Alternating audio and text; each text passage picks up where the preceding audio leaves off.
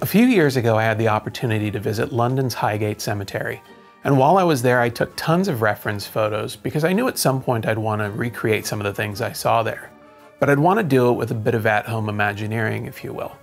So after a conversation with artist Jasper Anderson, I decided I would use one of his new following busts and some of my old school tombstone techniques to build sort of a new obelisk/monument for our haunt that I think will be pretty eye-catching. Let's get to it. First up, I'm going to take this 8-inch cardboard tube, that will be the Roman column of our obelisk, and slice off the top at about a 45-degree angle. I'm shooting for the look of a column that's broken off over time. When I've got my line drawn in, I'll use my pull saw to cut off the excess. You could use a jigsaw or even a razor blade for this step. The next detail I want to add is a base for the column. To do that, I'm using some pipe insulation that I'll seam together with a bit of contact cement.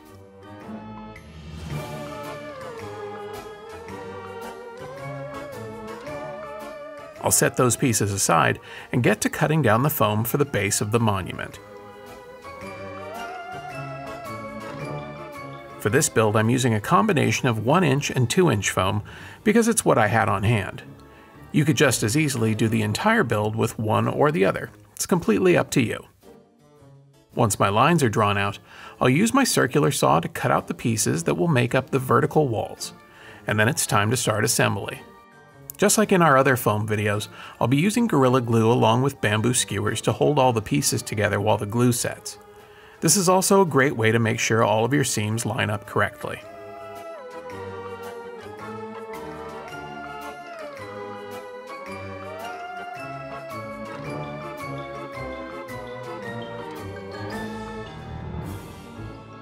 Now it's time to add on the foot of the monument.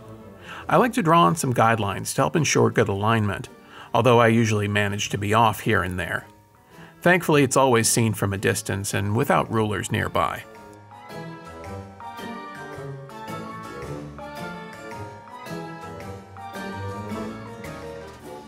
To help build up the foot of the monument, I'll be adding on some more 2-inch foam using one of my favorite tricks, adding a decorative edge using a router. It creates a great bit of detail, but man is it ever messy.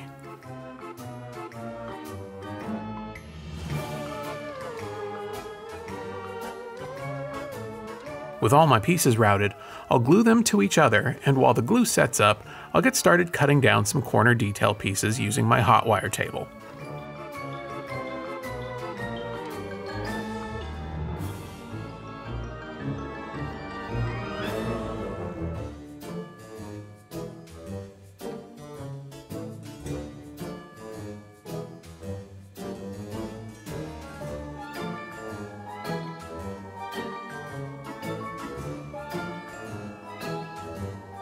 Rather than glue each individual piece to the walls of the monument, I'm going to create these corner caps and then apply them once they've cured.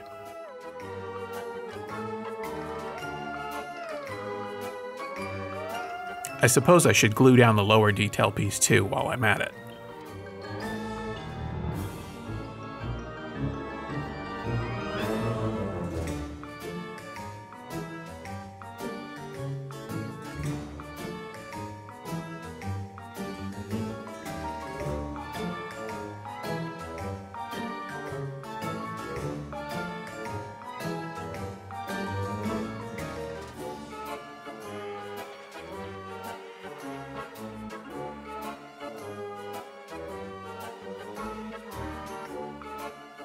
There's another detail that I want to add, but it requires a bit more accuracy than I'm capable of. But what I like to do is use a few pieces of paper to help me determine the shape of the piece I need to cut. By aligning one piece of paper to the outermost edge and overlapping a second at the opposing edge will give me a makeshift template for the piece I need to cut. Then it was a quick cut, some shaping, and then it could be glued to the face of the monument.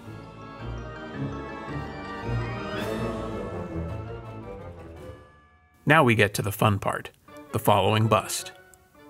If you've been to the Haunted Mansion, you've definitely seen this effect. Jasper sculpted this version and included a stencil so that I could cut away the foam to make space for the bust. So with a stencil in hand, I traced out the opening onto the foam and cut it with a Hotwire tool.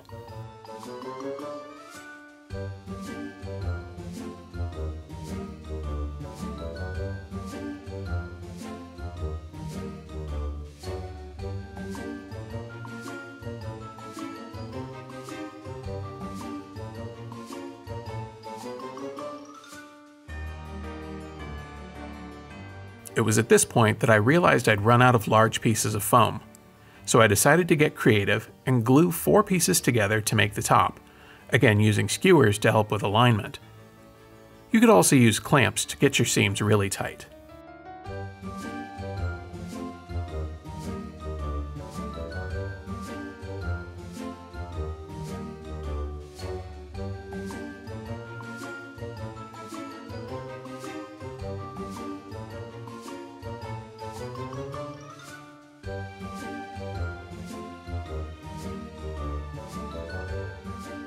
A few more skewers to help keep the top attached to the base, and then it was time to glue it all together.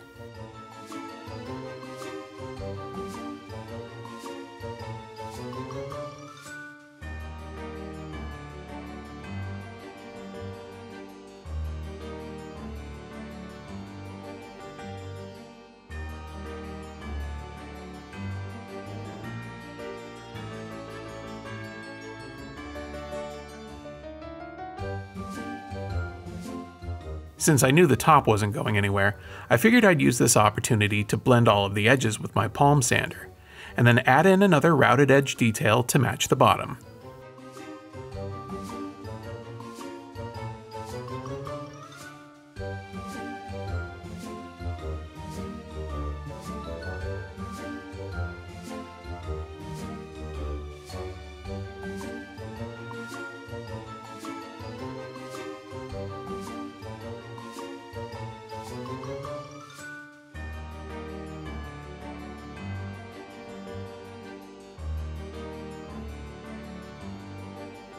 A bit more cleanup, and then it's time to cut an opening into the foot.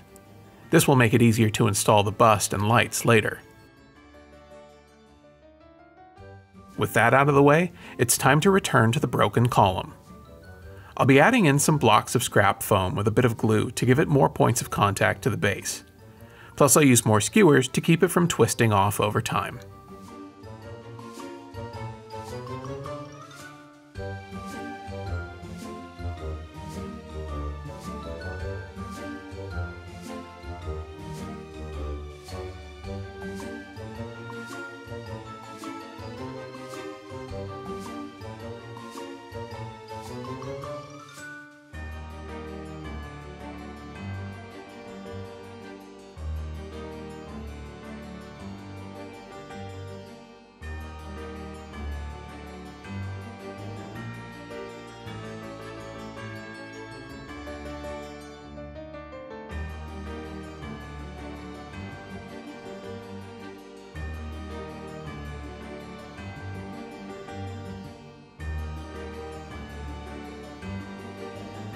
Once the column is secure, I'll attach the foam ring I made earlier, and then we'll cut down an old pool noodle to make another ring detail.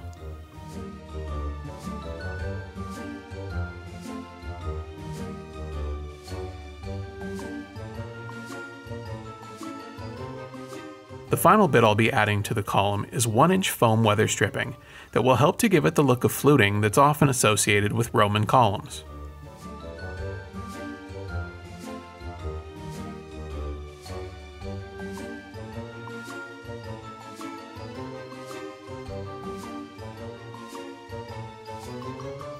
A bit of trimming to make it look old and worn, and I think we can call the construction on this monument done.